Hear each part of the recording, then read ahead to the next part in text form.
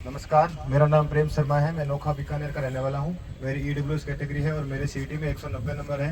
मेरा प्रश्न आपसे यह है सर कि हमें एक सप्ताह में पूरी 5 किलोमीटर रनिंग कितने दिन करनी चाहिए और हमें अपना खुद का टेस्ट कितने दिनों में एक बार लेना चाहिए। मेरा नाम गोपाल तेली है और मैं चित्तौड़गढ़ से फॉर्म लगाया और मेरे सीईटी में 200 नंबर है। और मेरा क्वेश्चन सर से ये है कि सर हम मॉर्निंग में भी जैसे रनिंग करते हैं और सर तो दोनों टाइम रनिंग करनी चाहिए, मॉर्निंग में भी इवनिंग में भी, या फिर एक टाइम में सर सफिशिएंट रहता है। सर मेरा नाम रंजीत चारण है। मैं जोधपुर जिले से बिलोंग करता हूँ और सीईटी में 187 नंबर है। मेरा प्रश्न सर आपसे ये है कि शुरुआती 7 से 8 राउंड निकालते हैं, उस समय हमारा एक स्टेमिना लगातार हम दौड़ते रहते हैं, लेकिन जो अंतिम 3 राउंड है उस समय हम काफ़ी थका महसूस करते हैं और हमारा रुकने का मन करता है। तो उस समय सर हमारी क्या रणनीति होनी चाहिए कि हम उन 3 राउंड को आसानी से कर सकें और फिजिकल क्लियर हो जाए हमारा। रिम डिफेंस एकेडमी की अनुभवी टीम के साथ अपनी तैयारी को बेहतर बनाने के लिए अभी डाउनलोड करें प्ले स्टोर से Rim Defence Academy app. Rim Defence Academy में आपका स्वागत है।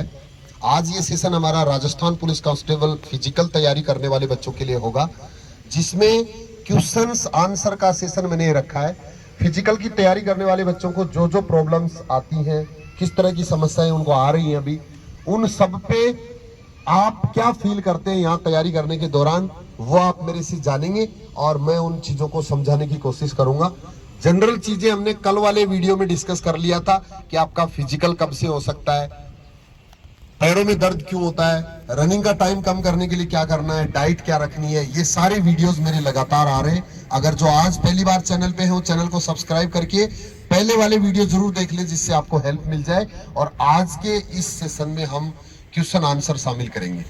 नमस्कार, मेरा नाम प्रेम शर्मा है। मैं नोखा बीकानेर का रहने वाला हूँ। मेरी ईडब्ल्यूएस कैटेगरी है और मेरे सीईटी में 190 नंबर है।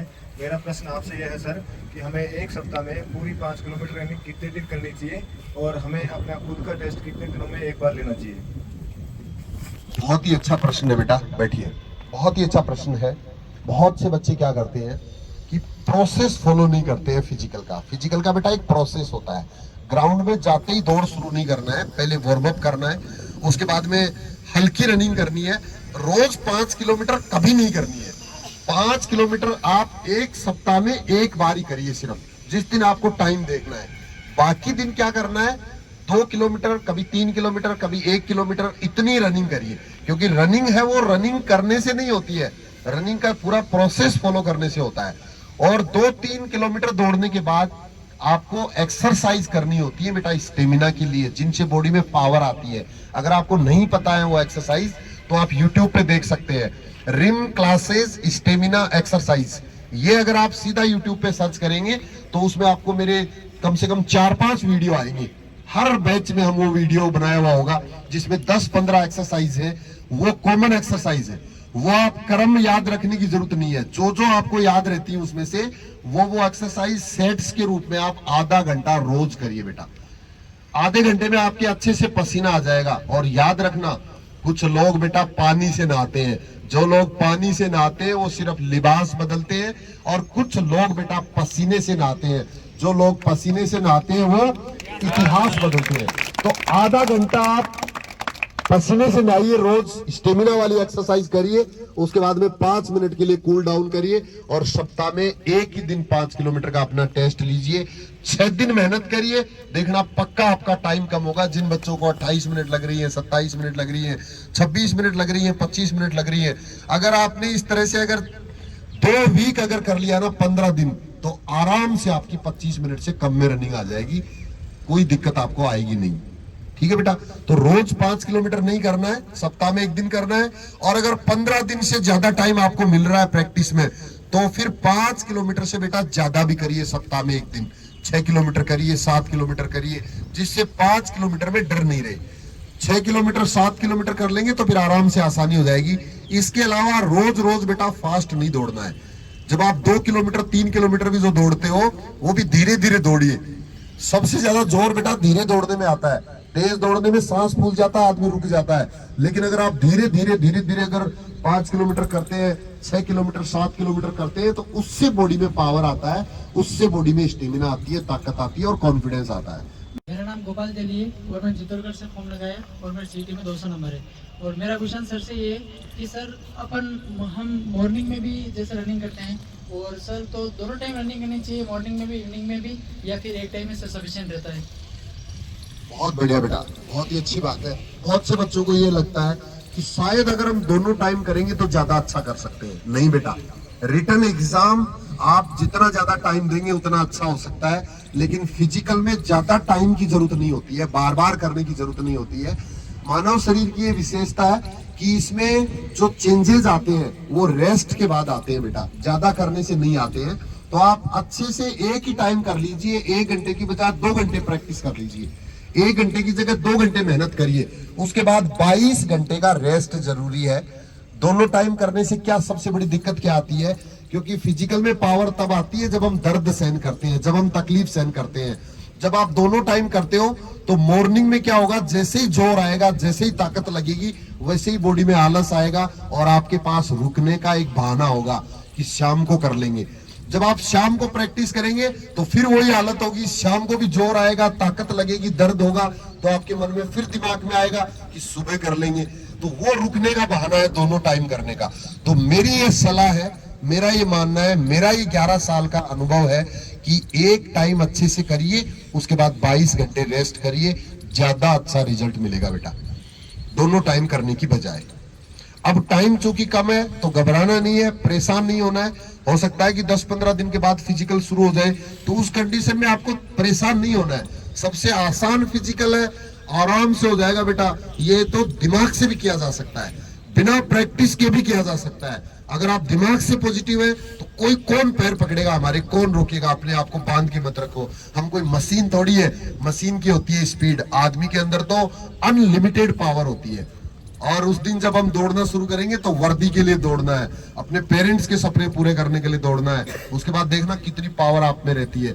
और याद रखना बेटा, यूं ही नहीं मिलती मंजिल किसी राही को, यूं ही नहीं मिल जाती मंजिल किसी राही को, एक जुनून सा दिल में जगाना पड़ता है। और किसी ने पूछा चिड़िया से, कैसे बना आसियाना, कैसे बना तेरा इतना सुंदर घोंसला? तो चिड़िया बोली, बेटा भरनी पड़ती है उड़ान बार बार और तिनका तिनका उठाना पड़ता है। वैसे ही हमें भी करनी पड़ती है एक्सरसाइज बार बार और अपने आप को मजबूत बनाना पड़ता है। मेरा नाम राजेंद्र मालव है सर। मैं बोल रहा हूँ, ये जो हम वार्म अप करते हैं तो उस दिन तो अपन को जो मेन प्रैक्टिकल में जाते हैं उस दिन इतना टाइम नहीं मिलता। यहाँ पर 5 से 7 मिनट करते हैं तो सर वो जरूरी है सर। बहुत बढ़िया, शाबाश। इस बच्चे का जो प्रश्न है वो ये था कि सर यहाँ तो हम रोज वार्म अप करते हैं, लेकिन फाइनल टेस्ट वाले दिन हमारे पास इतना टाइम होगा क्या, या हम वार्म अप कर पाएंगे क्या? तो ये चीज बेटा आप समझ लो एक बार, फाइनल टेस्ट आपका जब होगा उन दिनों मेरे और काफी वीडियोज आने वाले हैं। अगर आप मुझे लगातार फॉलो कर रहे हैं, अगर आप लगातार मेरे साथ जुड़े रहेंगे, तो मेरे 2-3 वीडियो स्पेशल आएंगे टेस्ट से जस्ट पहले, कि आपको कितने दिन पहले प्रैक्टिस बंद करनी है, आपको रात को सफर कैसे करना है, कब आपको ग्राउंड में पहुंचना है, कितने बजे से शुरू होगा, ग्राउंड के अंदर आपको किस तरह से बिहेव करना है, कैसे आपको कौन कौन से डॉक्यूमेंट्स लेके जाने हैं, और कितनी देर आपको वार्म अप करना है, कैसे वार्म अप होता है, और रनिंग करने के दौरान आपको क्या क्या फीलिंग्स आ सकती है, क्या क्या प्रॉब्लम हो सकती है, दर्द कहाँ हो सकता है, चक्कर कैसे आ सकते हैं, उल्टी कैसे हो सकती है, उस दिन मौसम कैसा हो सकता है, सुबह करेंगे तो क्या करेंगे, दोपहर को नंबर आता है तो क्या करेंगे, धूप हो जाएगी तो क्या करेंगे, बरसात होगी तो क्या करेंगे। ये सारे इंस्ट्रक्शंस वाले वीडियो बेटा आगे आने वाले दिनों में आने वाले हैं। तो अगर आप पहली बार चैनल पे हैं तो चैनल को सब्सक्राइब करके रखो, आपके लिए ये सारी जानकारी मैं आगे लेके आने वाला हूँ। अभी सिर्फ इतना समझ लो कि वार्म अप के लिए जरूरी नहीं है कि हम वही एक्सरसाइज करें जो यहाँ कराई जाती है। आप अगर नॉर्मली जहां आपको खड़ा रखा जाता है वहां अगर आप पैरों को ऐसे भी करते रहेंगे ना, तो वो भी वार्म अप है, जिसमें कुछ भी नहीं करना, सिर्फ लगातार आप ऐसे एक्टिव रहो।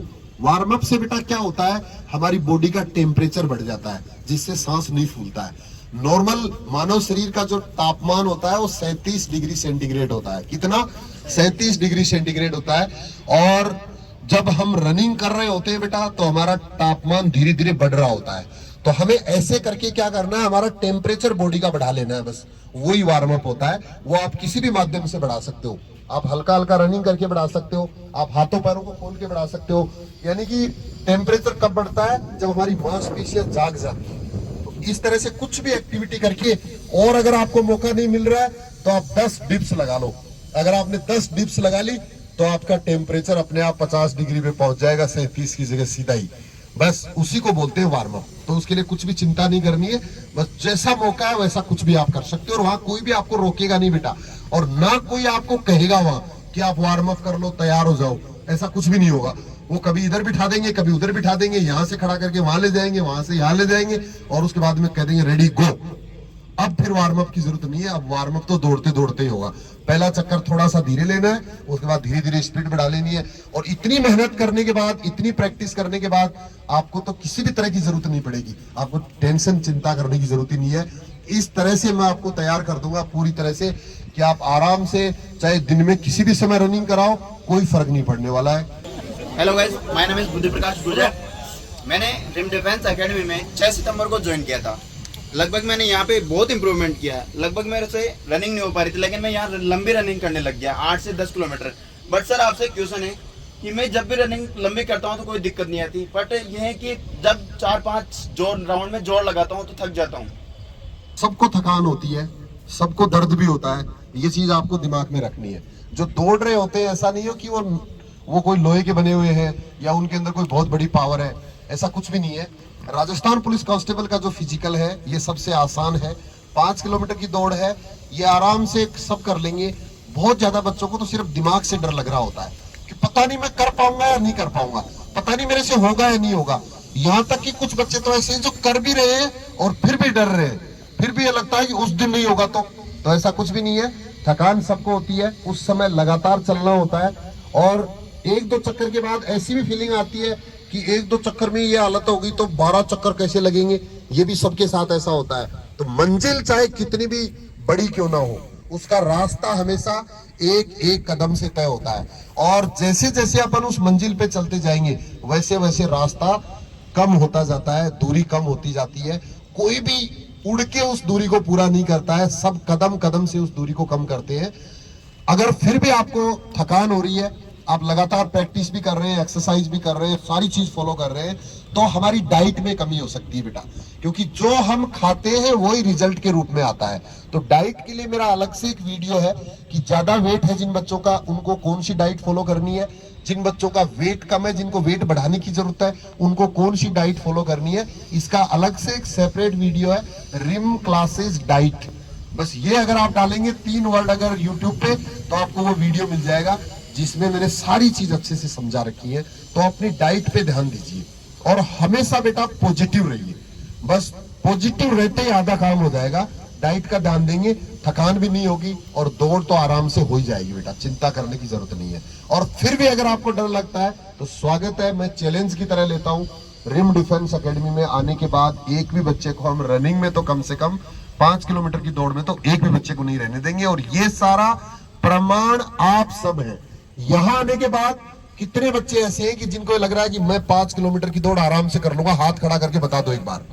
बस ये ही हमारी मेहनत है। इतने बच्चे कर सकते हैं तो सारे हो गए, सब कर सकते हैं। सर मेरा नाम रंजीत चारण है, मैं जोधपुर जिले से बिलोंग करता हूँ और सीटी में 187 नंबर है। मेरा प्रश्न सर आपसे ये है कि शुरुआती 7 से 8 राउंड निकालते हैं, उस समय हमारा एक स्टेमिना लगातार हम दौड़ते रहते हैं, लेकिन जो अंतिम 3 राउंड है उस समय हम काफी थका महसूस करते हैं और हमारा रुकने का मन करता है। तो उस समय सर हमारी क्या रणनीति होनी चाहिए कि हम उन 3 राउंड को आसानी से कर सकें और फिजिकल क्लियर हो जाए हमारा?